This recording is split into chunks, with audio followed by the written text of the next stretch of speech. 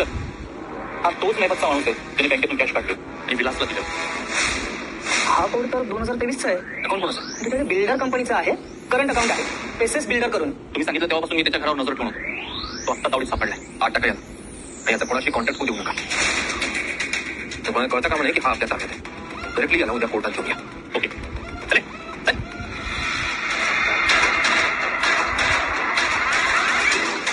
ठीक आहे, तूच उघडून बघ. त्या सरंजामीने आपल्यापासून खूप गोष्टी लपवून ठेवल्या होत्या अर्जुन.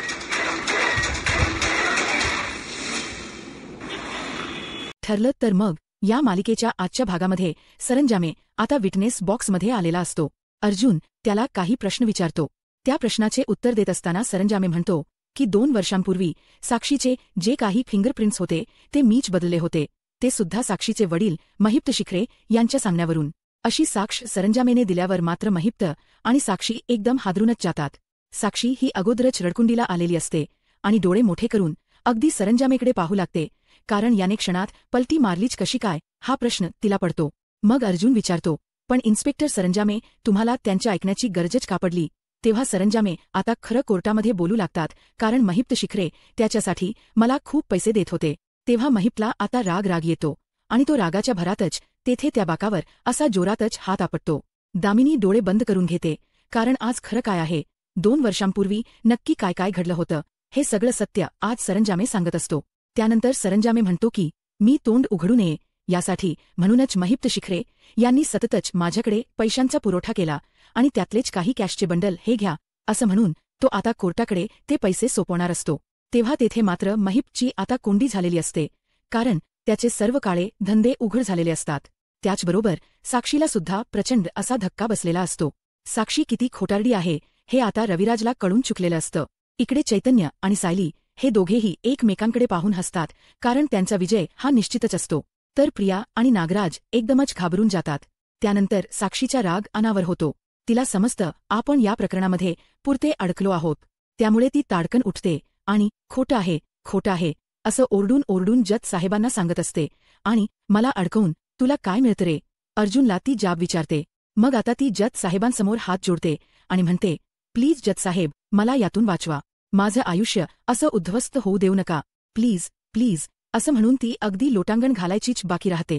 आता आपल्या लेकीची ही तळमळ तडफड अजिबातच महिप्तला पाहवत नाही, म्हणून तो सुद्धा रागाच्या भरात उठतो आणि म्हणतो, तुझं आयुष्य असं उद्ध्वस्त नाही होऊ शकत साक्षी, आणि कोणाची तेवढी हिंमत सुद्धा नाहीये. सरंजामे आणि अर्जुन सुभेदार, तुम्हाला ना हे प्रकरण खूप जड जाणार हे लक्षात ठेवा. अशी सरळ सरळ तो जज साहेबांसमोर आणि भर कोर्टामध्ये अर्जुन सरंजामेला धमकीच देऊ लागतो. दामिनीला माहीत असतं हा भडक डोक्याचा माणूस आता उगीच काही पण बोलून जाईल, म्हणून ती जरा मागे वळून पाहते. रविराजला सुद्धा आता हा गुंता काही सुटत नसतो. त्यानंतर जज साहेब ऑर्डर ऑर्डर असं म्हणून महिप्तला गप्प करतात. मग त्यानंतर महिप्त अजूनच चौताळतो आणि म्हणतो, काय इथे भर कोर्टात माझी नाचक्की केली जाते आणि मी इथे गप्प बसू का? अर्जुन सुभेदार, याची परतफेड नाही केली ना तर शिखरे खानदानाचं नाव नाही लावणार मी. तर अर्जुन एकदम शांत असतो, स्तब्ध उभा असतो. महिप्तचं सगळं बोलणं ऐकून घेत असतो, त्याच्या धमक्यासुद्धा. नंतर जज साहेब पुन्हा एकदा महिप्तला गप्प बसायला सांगतात आणि ॲडव्होकेट दामिनी देशमुख, तुमच्या अशिलाचं हे गैरवर्तन हे कोर्ट खपवून घेणार नाही. त्यांना शेवटची वॉर्निंग देत आहोत आम्ही. त्यांना जर गप्प बसता आलं तर बसा, नाही तर त्यांच्यावर कारवाई करण्यात येईल असं जज साहेबांनी सांगितल्यावर दामिनी चटकन उठते. मग दामिनी दात ओठ खात अगदी रागातच म्हणते, ओ शिखरे, खाली बसा जरा. असं वागणं कोर्टामध्ये चांगलं नाही. बसा खाली. तेव्हा गुपचुपच आता महिप्त हा खाली बसतो आणि त्यासोबतच साक्षीसुद्धा. त्यानंतर आता दामिनी कोर्टाची त्यासाठी माफीसुद्धा मागते. मग इकडे रविराज म्हणतो, एका पोलीस अधिकाऱ्याकडून माझीही कधीही अपेक्षा नव्हती. हा असा एखादा अधिकारी ना अख्खं डिपार्टमेंट बदनाम करून टाकतो. त्यावेळी दामिनी सांगते, पण मला सरंजामेंना क्रॉस एक्झामिनेशन करण्याची परवानगी हवी आहे. तेव्हा जज साहेब लगेचच परवानगी देतात. मग आता ती सरंजामे समोर येते आणि म्हणते, सरंजामे, हे पहा, जानेवारी 2023 ते जुलै 2025 हा नक्की किती कालावधी आहे? तेव्हा सरंजामे म्हणतो, 2.5 वर्ष. तेव्हा दामिनी म्हणते, हो बरोबर.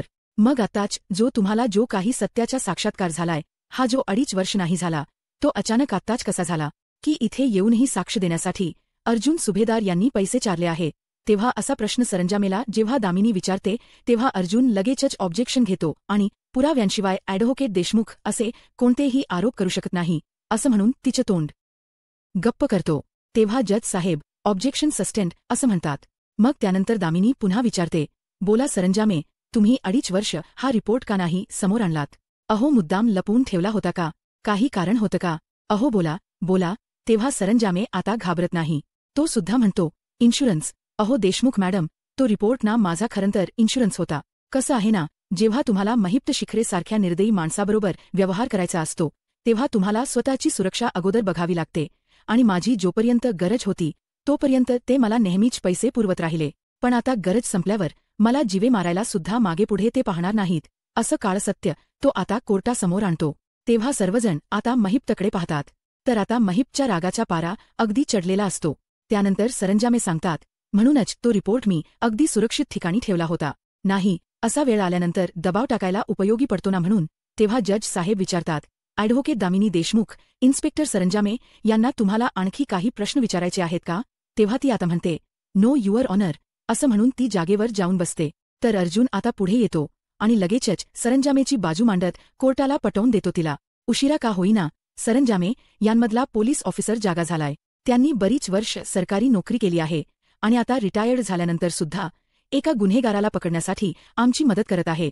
आता मी कोर्टाला विनंती करतो की त्यांना माफीचा साक्षीदार केलं जावं. तेव्हा याचा विचार कोर्ट नक्कीच करेल, असं जज साहेब म्हणतात. तेव्हा आता थँक्यू युअर ऑनर, असं अर्जुन म्हणतो.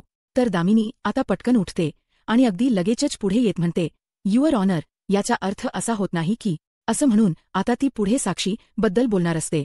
तेव्हा अर्जुन म्हणतो, रिलॅक्स रिलॅक्स. अहो ॲडव्होकेट मॅडम, रिलॅक्स. तुमचे वाक्य आहे ना, ते मी कंप्लीट करतो. असं म्हणून तो दामिनीच्या भाषेतच आता जज साहेबांना सांगतो, युअर ऑनर, याचा अर्थ असा होत नाही की माझी अशील साक्षी शिखरने विलासचा खून केलाय. असंच म्हणायचं होतं ना तुम्हाला, असं तो दामिनीला विचारतो. तेव्हा दामिनी एकदम गप्प राहते. तर आता अर्जुनने असं दामिनीच्या भाषेत बोलल्यामुळे मधू भाऊच हसू लागतात. मग अर्जुन म्हणतो, तो अहो तुमचं हे वाक्य ना अख्ख्या महाराष्ट्राला पाठ झालंय आता. अहो ॲडव्होकेट देशमुख, साक्षीचे फिंगरप्रिंट्स त्या पिस्तुलावर सापडले आहेत. तरीही तुम्हाला असं वाटतं का तुमची ही वाक्य कोर्टामध्ये काम करतील? मग आता दामिनी सांगते, ॲडव्होकेट सुभेदार, पिस्तुलावर मधुकर पाटील यांचे सुद्धा फिंगरप्रिंट्स सापडले आहेत आणि युअर ऑनर, आमच्याकडे आय विटनेस आहे, ती म्हणजे प्रिया मधुकर. तेव्हा रविराज जरा रागातच प्रियाकडे पाहतो. तर प्रिया एकदमच गप्प झालेली असते. आता दामिनी कोर्टाला सांगते, तिने स्वतःला मधुकर पाटलांना विलासवर गोळी झाडताना पाहिलंय आणि कुठलीही मुलगी स्वतःच्या बापाविरुद्ध खोटी साक्ष कधीही देणार नाही, अगदी मानलेले वडील असले तरीही.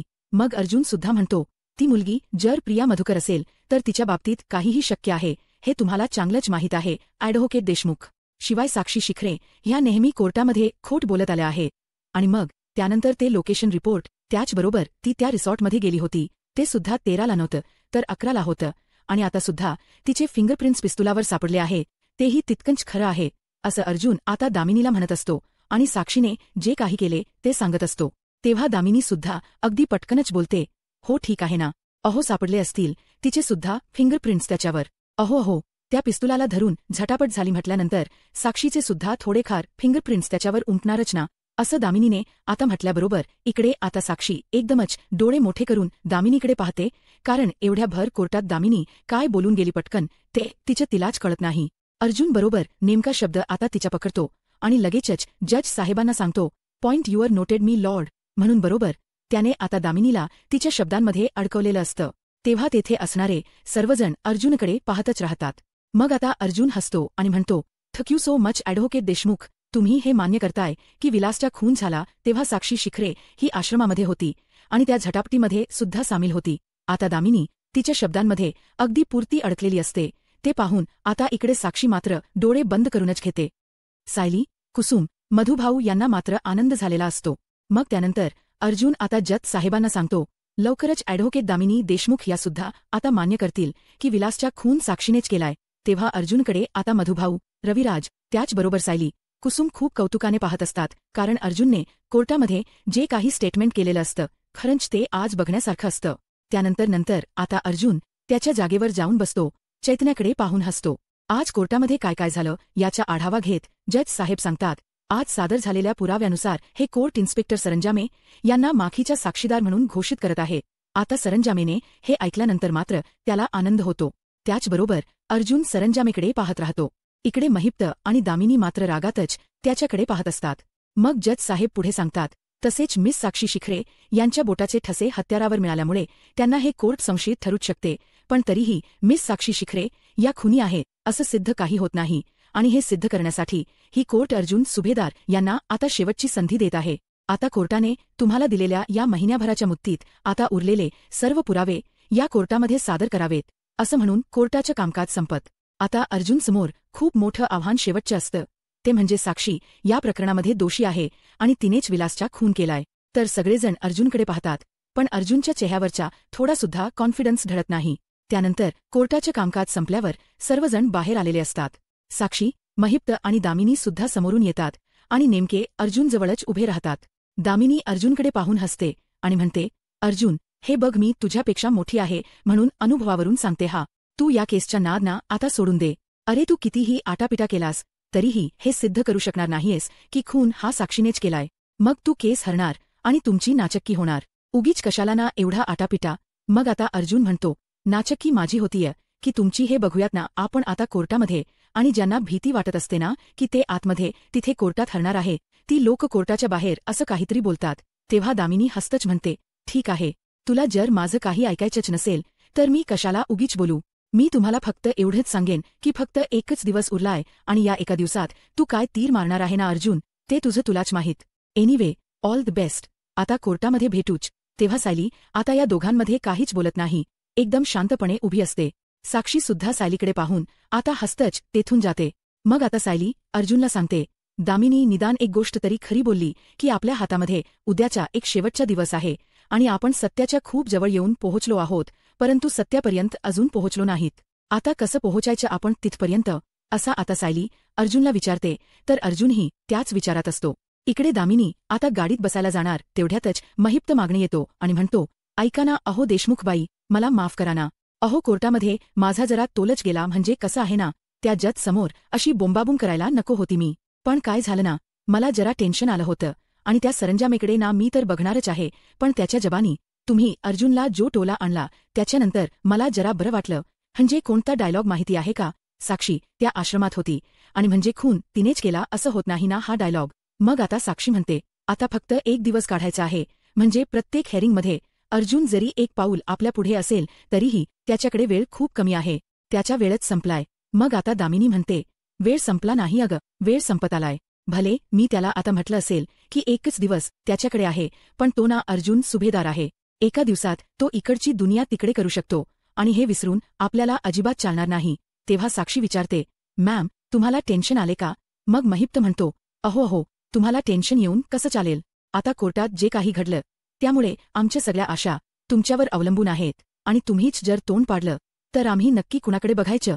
असं जेव्हा महिप्त विचारतो तेव्हा दामिनी म्हणते, अहो शिखरे, प्रत्येक खेळामध्ये ना शेवटचा डाव हा खूप महत्वाचा असतो आणि आता आपण अशा टप्प्यावर आहोत जिथे जिंकण्याची आशा आहे, परंतु हरण्याची भीती सुद्धा तेवढीच आहे. साक्षी आणि महिप्त हे दोघेही जरा घाबरतात.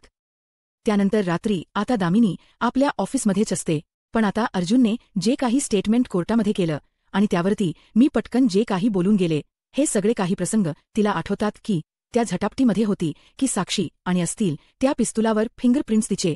हे सारखे सारखे शब्द तिच्या कानावर घुमत असतात. त्यामुळे ती अगदी कासावीस होते, बेचैन होते. तिला काहीही सुचत नसतं करावं काय, कारण ती आज कोर्टामध्ये खूप काही बोलून गेलेली असते आणि ते सुद्धा अर्जुनने अगदी कोर्टासमोर सांगितलेलं असतं. दुसरीकडे साक्षी आता घरी जाते, खूप घाबरलेली असते. आता एकच दिवस राहिल्यामुळे तिला आता मनातून खूप भीती वाटत असते की काय होणार, मला शिक्षा तर होणार नाही ना. मग महिप्तच्या मांडीवर डोकं ठेवून ती खूप रडत असते. महिप्त लहान बाळासारखं तिला समजावत असतो. दुसरीकडे अर्जुन आणि सायली या दोघांनाही झोप येत नसते. अर्जुनच्या डोक्यात सुद्धा आता जज साहेबांचे हेच शब्द असे कानात घुमत असतात की एवढं सगळं होऊन देखील साक्षी शिखरे या संशयित आहे, परंतु त्यांनीच खून केलाय अजून हे ॲडव्होकेट अर्जुन सुभेदार सिद्ध होत नाही. त्यामुळे तुम्हालाही शेवटची संधी देण्यात येत आहे.